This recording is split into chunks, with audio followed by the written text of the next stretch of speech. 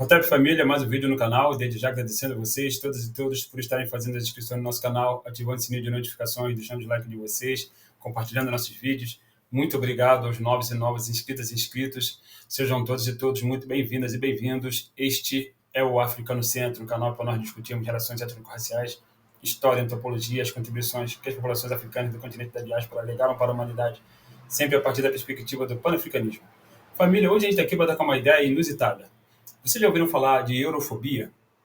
Pois é, família. Essa é uma nova moda, sei lá, que está circulando, ou pelo menos é ameaça circular pelo país. Do que eu estou falando exatamente? Ontem, em conversa com uma irmã, né, uma mulher preta lá de Manaus, que também é professora como eu, essa irmã que está se inserindo, né, está inserida, melhor dizendo, no âmbito acadêmico, né, ela me informou que em conversa com uma mulher branca, essa mulher branca disse para ela que, se é uma mulher branca, é uma mulher acadêmica também, disse para ela que o Brasil vive um fenômeno chamado eurofobia, como se grande parte da sociedade brasileira tivesse fobia em relação a tudo que é europeu.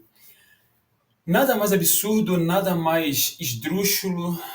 A gente não deveria nem falar sobre isso, sabe? Porque é uma coisa que, à primeira vista, estaria abaixo da crítica, de tão ridículo, de tão absurdo que é.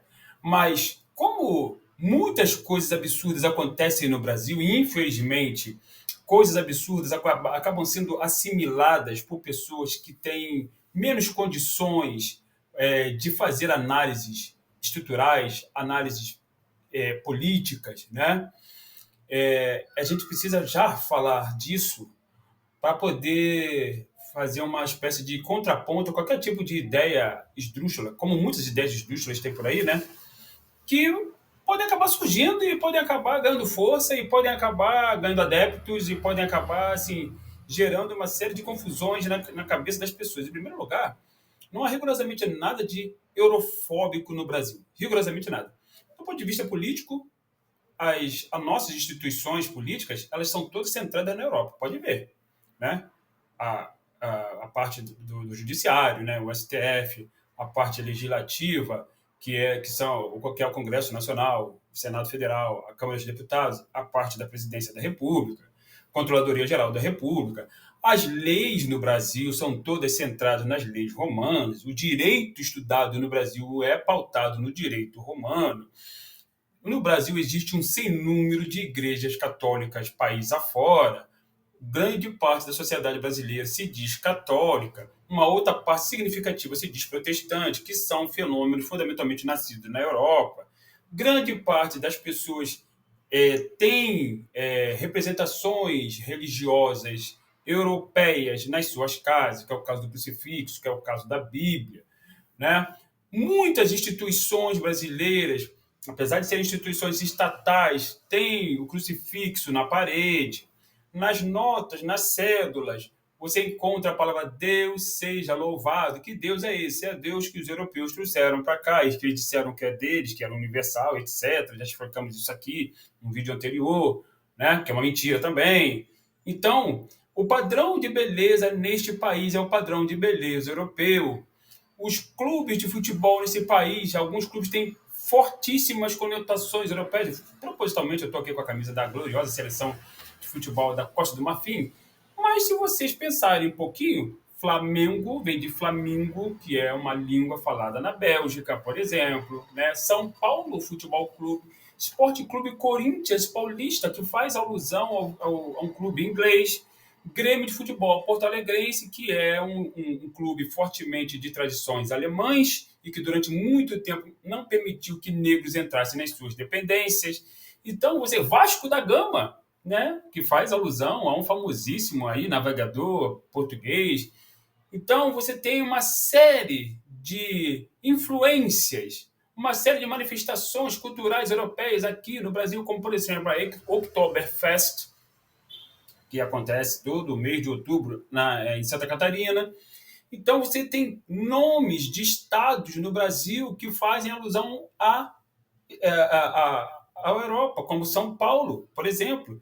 São Sebastião do Rio de Janeiro está se referindo a Dom Sebastião, né, que foi um rei português. Então, você tem uma série. Aliás, Estácio de Sá é o nome de rua né? Bairro, aliás, bairro está suíça. Salvador de Sá é um nome de rua, que são portugueses. Então, que história é essa de eurofobia se a história que nós estudamos aqui, já cansamos de falar nessas nossas intervenções, é uma história do ponto de vista eurocêntrico o tempo inteiro, seja nas instituições públicas ou privadas, nas escolas, nas universidades públicas ou privadas, nas escolas públicas ou privadas, até em cursinhos pré-vestibulares comunitários, que eu tive a oportunidade de lecionar em muitos deles, inclusive em morros, em favelas. Muitas das vezes se fala, por exemplo, que nas aulas de química se fala que a química foi cunhada né, por europeus, foi construída por gregos, que a física foi construída por Isaac Newton. Mais eurocentrismo do que isso não existe, que as primeiras civilizações nasceram na Europa, Grécia e Roma, as primeiras civilizações da história da humanidade, que o Egito não está na África. Uma série de mentiras que são facilmente aceitáveis, Brasil afora. Então, que história é essa de você dizer que nós vivemos uma sociedade eurofóbica? Aliás, se você ligar a televisão nesse exato momento e olhar para a cara da televisão, você vai ver uma profusão de pessoas brancas ali, porque o padrão de beleza existente neste país majoritariamente preto é europeu. Brancos, loiros, ruivos. E aí, inclusive, a mídia burguesa, ultimamente, o que ela tem feito?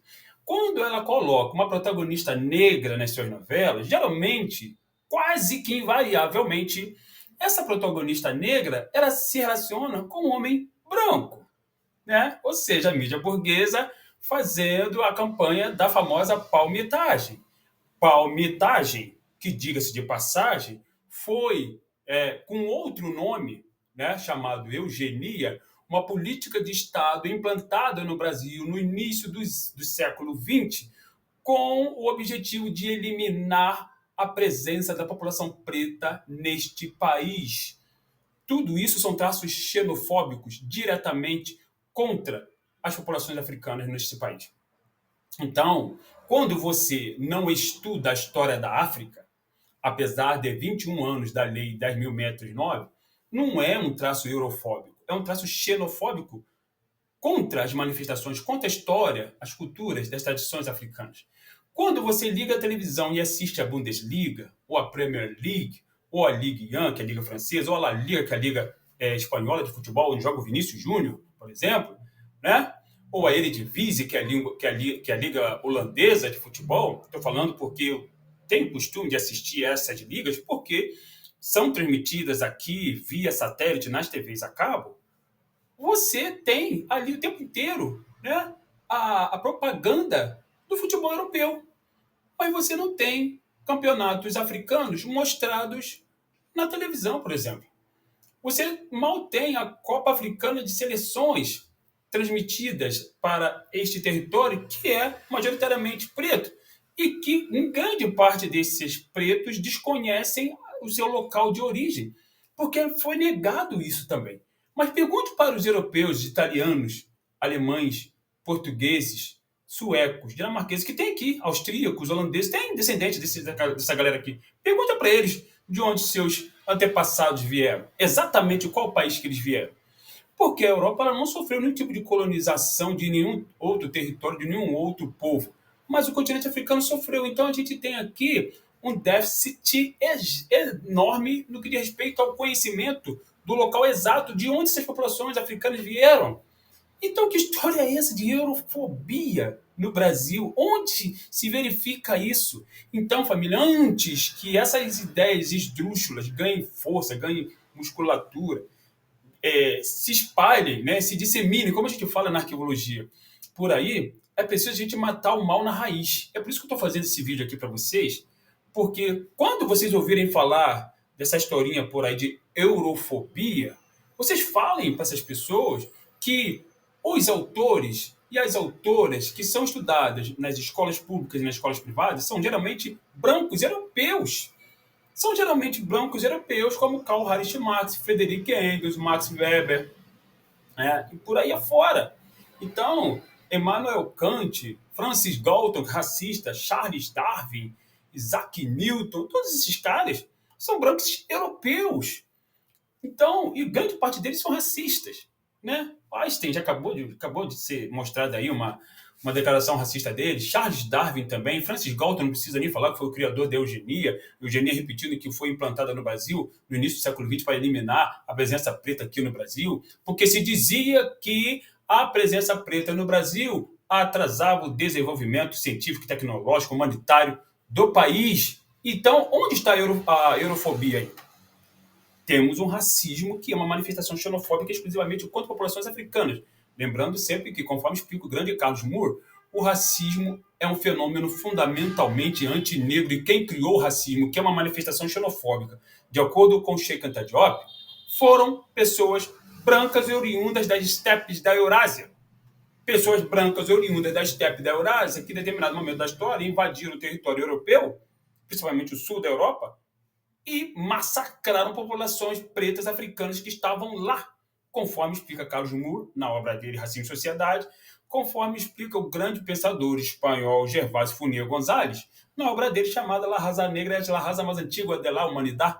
Então, que história é essa de eurofobia? Família, cuidado com essas construções esdrúxulas, tá? Que coloca o algoz no papel de vítima e a vítima no papel do algoz. É isso que as pessoas estão querendo fazer.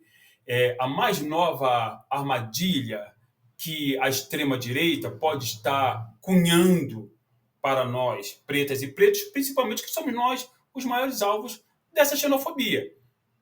Né? Somos nós, são as nossas representações. Então, os terreiros de Umbanda e Candomblé são alvo de depredações o tempo inteiro de pessoas que seguem manifestações religiosas cunhadas, trazidas, construídas por europeus e trazidas para esse território. Né? Que manifestações religiosas são essas? Católicos e protestantes. Hoje em dia, muito mais protestantes. Né? Porque acreditaram na mentira eurocêntrica contada pela Igreja Católica que o Deus deles é branco. Né? E que deu origem a um homem branco chamado Adão, e que deu origem a uma mulher branca chamada Eva, e esses caras, enfim, começaram com essas mentiras que contam por aí, e YouTube afora também, né? E que também, infelizmente, está presente na cabeça de pessoas pretas, pseudo-pesquisadores. Então, essa historinha de eurofobia, isso não existe, família. Isso é coisa de gente que é ignóbil, que não aceita a própria realidade em que vive, que distorce a realidade que vive, tá? Então, principalmente você que tem filhas e filhos, jovens, adolescentes, que estão começando agora a estudar, pleiteando uma vaga na universidade, passando pelo Enem, passando pelo vestibular, que recebe uma série de informações mentirosas, as famosas fake news via WhatsApp, que muitas das vezes os nossos jovens, eu estou contando para falar que eu trabalho com a juventude, eu dou aula para segmento do ensino fundamental e médio, principalmente o médio, né? Recebem muitas informações via WhatsApp e muitas vezes são educados, ou melhor, deseducados via WhatsApp e trazem essas informações falsas para a sala de aula e nós somos obrigados, logicamente que é o nosso trabalho, dentro da ciência, no terreno da ciência, mostrar que essas pessoas estão sendo enganadas. E aí, mais uma vez, inclusive no âmbito acadêmico, se cria uma mentira, né? Sei lá o que é isso, não vou nem chamar isso de conceito, porque isso não é conceito, não posso chamar de conceito. Conceito é uma coisa que você cria para pensar fenômenos que você ainda não consegue entender. Mas aí estamos falando de ciência. No caso específico aqui, não estamos, quando se fala em eurofobia, não se pode falar de ciência. Se pode falar, logicamente, de pensamentos xenofóbicos de pessoas brancas, de extrema-direita, que tentam, repetindo, colocar o algoz como vítima e as vítimas como algozes. Aliás, esse pensamento que diz que existe uma eurofobia no Brasil, ele é muito parecido, se não igual, a uma outra mentira que construíram por aí chamada racismo reverso. Né? É um absurdo gigantesco. Lembremos, família, o racismo é um fenômeno fundamentalmente antinegro. O racismo ele é filho da xenofobia. A xenofobia é um traço cultural oriundo das estepes da Eurásia, do berço setentrional, conforme explica Sheikh Anta Diop. E por que nasceu lá? Por razões climatológicas. Há estudos científicos que derrubam teses eurocêntricas e mentirosas como essa história de eurofobia, que demonstram isso claramente, sem romantismo, apenas pautado no terreno da ciência.